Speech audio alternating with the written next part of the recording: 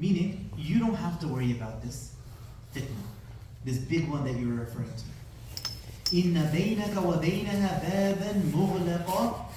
He said, between you, O Sayyidina Umar, between you and this fitna, there's a door that is closed. Meaning it's not going to hit you. قال أَفَيُكْسَرُ الْبَابُ أَمْ يُفْتَحُ. Sayyidina Umar now asked the question to Sayyidina Hudayfa, because he is the one who knows these things best. This door that stands between me and this fitna to come, this large fitna, will this door be broken or will it be opened? Why this question? When you open a door, you can always close it. But if you break the door, there's no closing it. So when you open that door to fitna, that's it. It's coming. And there's no closing that door. So Sayyidina Umar asks the question, أَفَيُكْسَرُ الْبَابِ أَمْ يُفْتَحُ. Will this door be broken or will it be open? فَقُلْتُ لَا بَلْ يُكْسَرُ. He said, no, Sayyidina Umar, it's going to be broken. قَالَ ذَلِكَ أَحْرَى أَنْ لَا يُغْلَقَ أَبَدًا. He said, then in that case, it's more fitting that it not be locked, meaning that it not be closed again. قال فقلنا لحذيفة هل كان عمر يعلم من الباب. So the narrator of the hadith, meaning from the tabi'een, they asked Sayyidina Hudayfa afterwards, did Sayyidina Umar know who the door was? Or what the door was that was blocking this great fitna? He said, قال نعم كما يعلم أن دون غد الليلة. He said, yes, he knew it as sure as the night precedes the next day. Meaning we all know that the night will come and then the day will come afterwards. Right? There's no doubt about that. He says in the same way, Sayyidina Umar had no doubt about it. Meaning he knew exactly what this door was. إِنِّي حَدَّثْتُهُ حَدِيثًا لَيْسَ بِالْأَغَالِيبِ. I told him a hadith, I told him a statement without any mistakes. قال فهبنا أن نسأل حذيفة من الباب. So the narrator continues, he says, we were scared to ask Sayyidina Hudayfa what was that door, or what is that door. فقلنا لمسروق سله فسأله. So we said to Sayyidina Masruq, who's from the Tabi'een, who was a student of Sayyidina Hudayfa, sometimes you're scared to talk to a person, so you find someone who's closer and you say, hey, go ask him for me. So they did this with Sayyidina Masruq. Go ask Hudayfa, what is that door that Sayyidina Umar was referring to? So he went, he asked, فَقَالْ Umar. He said the door was Sayyidina Umar. He was what was preventing this fitna from coming. This man, this Sahaba, this Khalifa of Rasulullah sallallahu alayhi wasallam, once he was made shaheed, that's the door breaking. And after that, there's no door to close. There's no Umar to come afterwards to prevent that from happening. Before we go to the hadith, there's one thing I want to mention about Sayyidina Umar that one of my teachers told me always stuck with me. Sayyidina Umar is such a personality that this is why he's called Umar al-Faruq. He differentiates the haqq from the batil. He differentiates those people that are on the right path from those people that are on the wrong path. If you ever hear people criticizing Sayyidina Umar, that should raise your eyebrow. There's something wrong with this person. Because if he's criticizing, he's pointing out the faults and mistakes, or he's trying to lessen the stature of al-Faruq, then what he's trying to do is muddy the waters of haqq and batil so we can't tell the difference. I'm not going to name the group that's the most ahead in saying bad things about Sayyidina Umar, for the sake of the masjid and the politics. But we all know that one group. But besides that group, if you ever see, this is one of the things that you'll see modernists doing often, is that if they want to advance something and there's a statement from Sayyidina Umar against it, they will start to lessen the stature of Sayyidina Umar. He used to get angry very quickly. He used to speak out of anger rather than out of haqq. He used to be like this, he used to be like that, and they was try to differentiate, lessen him so that his words can be ignored. Never fall for that. Sayyidina Umar radiallahu anhu is somebody who became angry for the sake of Allah. And if his anger was ever inappropriate, he immediately went and he corrected that. On a couple occasions, he had said something to Sayyidina Abu Bakr that was wrong, and in one of those occasions, he may have even been right. But immediately he ran to apologize for that. On one occasion, one of the Sahaba had done something inappropriate. Sayyidina Umar hit him. Immediately after hitting him, he realized that was not right. Even though he had a good reason, the ulama look back at the hadith and they say that Sayyidina Umar had a legitimate reason for hitting that person. But still, immediately he turns around, he goes to the Sahaba, he hands him the stick and say, hit me. Hit me back. This is the type of person he is. He is al-Faruq for a reason. But let's get to the hadith. The main part of the hadith that I wanted to talk about, and this is the part that Imam Bukhari quotes, is fitnatul rajuli fi ahlihi wa malihi wa nafsihi wa waladihi wa jarihi. That the fitna of a man when it comes to his family, his wealth, his own person, his children, and his neighbors.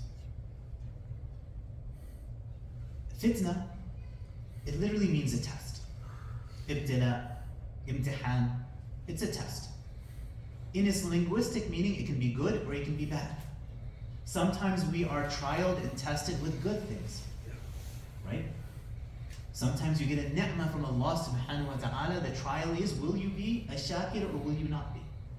Will you be grateful or will you not be? That will be your test. You are gifted with a wife, a husband, a child, a neighbor, anyone. And this is a gift, it's purely a gift for you. Allah is also testing you in this situation.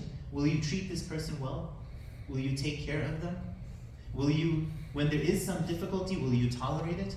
Will you be grateful for all the blessings that are contained within this? So fitna comes in the meaning of something good and something bad. Allah subhanahu wa ta'ala, He says, كُلُّ نَفْسٍ ذَائِكَةُ الْمَوْتِ وَنَبْلُكُمْ فِي الشَّرِّ وَالْخَيْرِ فِتْنَةً. That we will try you with the bad and the good fitna, both of them. وَإِلَيْنَا تُرْجَعُونَ. And then to us you will be returned. So we learn from this that there are fitna in our families, in our children, in our all of our relationships. And the Prophet ﷺ is saying that sometimes you will fail at that fitna. There will be a good test and you will fail it, or there will be a bad test and you will fail it. Allah subhanahu wa ta'ala says in relation to this, إِنَّ الْحَسَنَاتِ يُذْهِبْنَ السَّيِّئَاتِ. That good actions help ward off the bad that you have done. So the hadith refers to this, the good things that can ward off the bad things. But before we talk about that, what is it that we're tested with from people? We have rights and responsibilities with every relationship we have, with every person that we know. They have a haqq on us and we have a haqq on them. We have certain responsibilities that we need to take care of theirs. This hadith is not talking about missing those responsibilities. This hadith is not talking about missing those responsibilities. What the hadith says, and perhaps I should translate it again, the fitna of a man in regard to all of these relationships is wiped away by fasting, praying, sadaqah, commanding the good and forbidding the evil. So what is this fitna when it comes to these people? That these good actions wipe it away. So the fitna does not, before we talk about what it does not refer to are the rights of people. So if you have your family has a right on you, and you don't fulfill that right, don't think that standing for prayer all night is going to make up for it. If you owe somebody money, your neighbor, your friend, don't think that you cannot pay that back and then fast for 30 days and it will make up for it. To the point that Nabi sallallahu alayhi wa sallam, he said, Al-qatlu fi sabilillah yukaffiru kulla shay'in illa ad-dayn. That the one who is killed in the path of Allah, what could be greater than being a shaheed? The Prophet ﷺ says, it wipes away everything illa dain, except for the debt. So even if you go out in the path of Allah, give up your wealth, give up yourself, everything, if you had a debt to another individual, it doesn't wipe that away. You will still be asked about that on the Day of Judgment. So we have to be very careful of being oppressors, being zalimun to those people that have a right upon us. Then there's other types of rights. These are much less. This refers to, for example, the Prophet ﷺ, Sayyidah Aisha radiallahu anha, she mentions that the Prophet ﷺ was always fair and just to his family, meaning to his wives. And he would make this dua. He would do whatever he can for his wives, whatever he had to distribute, whatever rights, he would try to fulfill them. And then he would say, Ya Allah, هذا جهدي فيما أملك. That this is my effort in that which I have power over.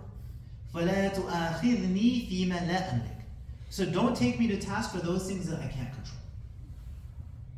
So in our relationships with people, we are responsible for all of their rights. But even in trying to fulfill those rights, at times we're going to slip, despite our best effort. Sometimes a bad word comes out. Sometimes a bad look comes out. Maybe sometimes you did something wrong and you had no idea that you did something wrong. And you never find out about it. Whereas this hadith is normally interpreted to say that the Prophet ﷺ was indicating that the heart is the heart. And you don't necessarily have control over it. So a man may love one individual more than another. He may love one spouse more than another, one child more than another, one family member, neighbor, whoever, more than another. His job is to take care of what he has in his responsibility, what is his ikhtiyar, and that which is not in his ikhtiyar and his choice, then that's a matter of the heart or a matter of mistake. This hadith applies to that. So let's go back to the hadith one more time. فِتْنَةُ الرَّجُلِ فِي أَهْلِهِ وَمَالِهِ وَنَفْسِهِ وَوَلَدِهِ وَجَارِهِ. That the trial of a man in all of these relationships with his wives, his children, his money, himself, his children, and his neighbors, that the fasting, the prayer, the sadaqah, al-amr bil-ma'ruf wa-nahy 'anil munkar, it wipes away the deficiencies in those relationships. But what I really want to stress is it doesn't mean that you can not take care of people. You can leave their rights and then think that because you are an abid and a sa'im that somehow this is all forgiven. It's not. Even the shaheed will be taken to task on the Day of Judgment for that which he owes people. The rights of people never disappear. They are either fulfilled or forgiven. That's it. This is something that we're very lax about. We don't look after the rights of those people around us. We're always worried about our own rights. We always look at, has he fulfilled my responsibility? Has she fulfilled my rights? But very rarely do we ask the question, have I fulfilled their rights? Especially in the moments of disagreement. If a husband and wife aren't getting along, especially when it comes to the time of talaq, everyone is nafsi, nafsi, nafsi. Everyone is trying to get as much money, as much property from themselves and not for the other person. When a person passes away and the inheritors come sit together, again, nafsi, nafsi, nafsi. Every single person wants as much of the inheritance that they can get, whether it's legitimate or illegitimate. They will take it from their sisters, they will take it from their own mothers. And then oftentimes women nowadays are no less. They will do the same thing. Before it used to be the men would oppress the women in this matter. Now even the women have gotten into the game. Let me use the law, let me use what I can to take what belongs to my husband, my brothers, my father even. Remember, the rights of people do not disappear. They are either fulfilled, forgiven, or you will pay for it on the Day of Judgment. There's no fourth way around it. let's turn to the rights of Allah for a second, because in this hadith, there's two rights being spoken of. The first part of the hadith refers to حقوق العباد, refers to the rights of people. The second part refers to حقوق الله, the rights of Allah. So in those situations where you've done everything for the rights of people, but you may have slipped or forgotten, then the rights of Allah, if you fulfill those, it will benefit you in what you have forgotten. We know on the day of judgment, there are some things that we may not have fulfilled, the rights of others, despite our best effort. Allah subhanahu wa ta'ala will go to those individuals on our behalf and say, what will it take for you to forgive my servant? What do you want? And just keep giving it to that person until they are content, and then they let you off the hook. But there's no guarantee of that. Especially if we are the one, if we are the one who has done dhulm. And the other day somebody asked me that, is there ever a time that a Muslim can make a dua against another Muslim? Not for, against another Muslim. And there is. A mazloom, the one who is oppressed, has every right to make a dua against the zalim who has oppressed him, Muslim or not. And that is a dua that reaches Allah subhanahu wa ta'ala without any hindrance immediately, and it is answered for sure. Many of us do dhulm upon people very close to us, and we take them for granted. We tell ourselves, oh, they'll forgive me.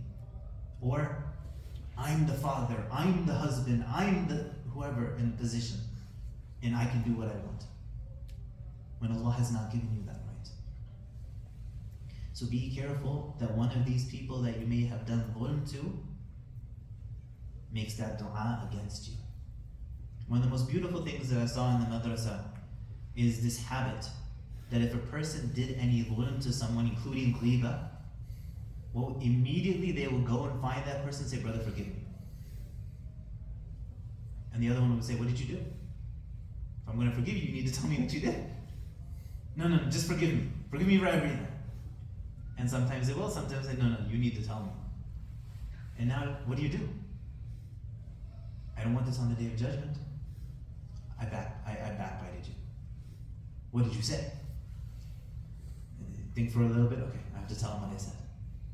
But this is that ikhlas that you have, this is that conviction that you have. You know that it's better that I say something to this person's face today, admit what I have done, let him be angry at me for a day or two, but inshallah on the day of judgment we will be as brothers, rather than taking it there. So there are the rights of Allah subhanahu wa ta'ala.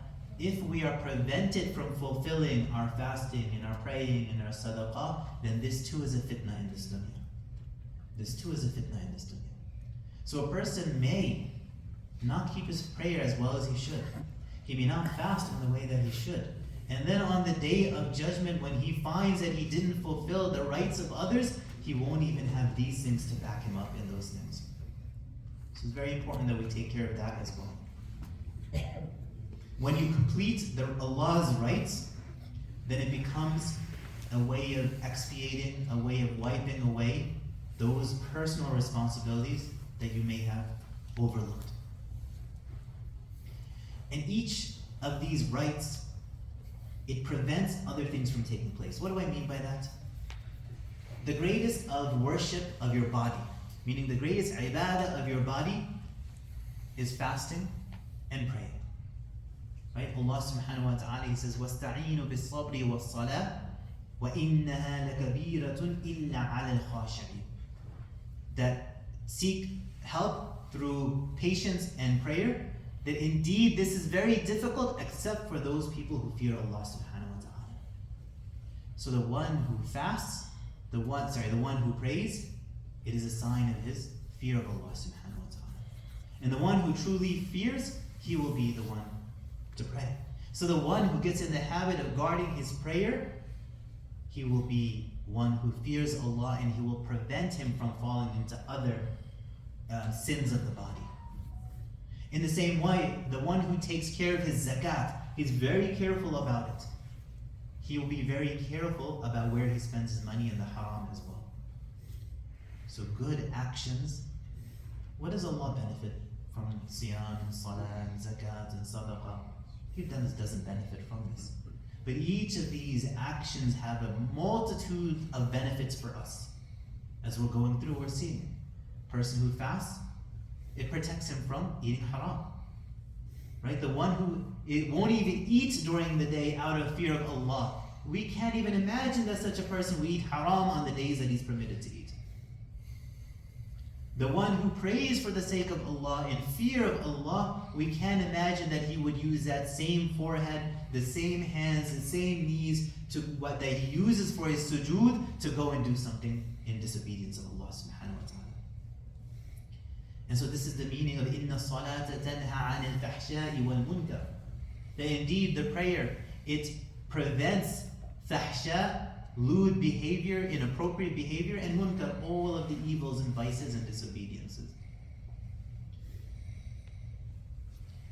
Sayyidina Umar has a quote, it's a beautiful quote. He said, إِذَا رَأَيْتَ الْحَسَنَةَ فَاعْلَمْ أَنَّ لَهَا أُخَيِّئَاتٍ.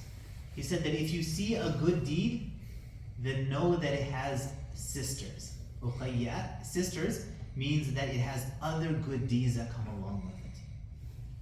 That if a person has the habit of doing a good deed, that you will always find that that person has other habits of good as well. Right? Good leads to good. But the reverse is also true. That bad habits lead to bad habits as well. If a person has a bad habit, there's usually some other bad habit that comes along with it. So for example, one thing that I've noticed and other ulama have noticed is that people who have the habit of listening to music oftentimes have the habit of looking at things that are haram for them as well. One thing leads to another. And this has been my experience. Every single person that's come to me and said, I have this bad habit of looking at haram, I ask them, do you listen to music? And the answer is always yes. Oh, I like music. And I have either they have the big ear headsets, or they have the smaller ones that they wear 24/7. They always come together, these things. So the hadith, and I'll finish with two points. The hadith indicates to us that whoever leaves an obligation of theirs, whether it be the rights of Allah or it be the right of a human being, then that person has committed fahsha wal munkar. That person has committed disobedience of Allah subhanahu wa ta'ala. And whoever commits disobedience of Allah, he becomes further away from Allah. And when a person is removed further and further away from Allah, then what hope does he have for kafara? What hope does he have for expiation of his sins? So he falls into a cycle. He commits a sin, he becomes further away from Allah. He becomes further away from Allah, it leads him to sin. And then he becomes further away, sin, further away. And he falls into this cycle. How do you break that cycle? Right? You do a sin, become further away from Allah, which leads to another sin, or maybe the same sin again a second time. How do you break that cycle? It's a very easy way. It's a sincere istighfar and tawbah to Allah subhanahu wa ta'ala. That's it. You don't have to do an action, you don't have to spend a lot of money, you don't have to break your back. Just turn to Allah, sincere tawbah and istighfar, you will break that cycle. Allah has promised it. The one who seeks a sincere istighfar from Allah, Allah forgives him. The cycle's broken now. You're reconnected with Allah subhanahu wa ta'ala. Now, your responsibility is to stay away from that sin. Sometimes you'll fall back into the sin. Then you feel disconnected from Allah again. That's okay. Istighfar again. And with Ramadan coming now, it's a perfect opportunity. We spent 11 months out of the year. Many of us, as soon as the day of Eid came, we fell right back into our sins. We stayed away from it for 30 days and Eid came and boom, we're right back into it again. And then for the next 11 months, we did the same thing in that cycle over and over again. When Ramadan is coming, we want to present ourselves before Rabbul Alameen in a way that cycle is broken. And we can be connected and close with Allah and then begin Ramadan in that way. So seek that opportunity now to turn back to Allah and seek His forgiveness. And then the last point I wanted to make about this hadith is the hadith indicates to us as well that don't run from people. Right? We might be worried that this person is a fitna for me, this person is a fitna for me. I don't want to get married. I don't want to have children. I want to stay far away from people. And the shaitan takes advantage of that. People don't get married. People don't have children. People stop coming to the masjid because of some argument that they had with a person. Like, subhanAllah, are you coming to the masjid for that person or are you coming for Allah? Because Allah never left you. Allah never treated you badly. So because one person looked at you funny, said something to you, said something to your child, now you've left the house of Allah. This hadith indicates that we don't leave people. We don't leave relationships. We fulfill them to the best of our ability, and then we engage in the huquq of Allah, and that wipes away whatever mistakes that we may have made with people. So when you slip, you go back to people and you fulfill their rights, make sure, seek their forgiveness, and then after that, don't forget Allah's rights, because that will benefit you wherever you may have missed. So we ask Allah subhanahu wa ta'ala to give us tawfiq to seek istighfar and tawbah, especially before Ramadan comes here. We ask Allah to make us one of the muqarribeen, those that are close to Allah subhanahu wa ta'ala, and to make sure that we don't die without having fulfilled the rights of other people to the best of our ability. Wa akhiru da'wana alhamdulillahi rabbil alameen. Any questions?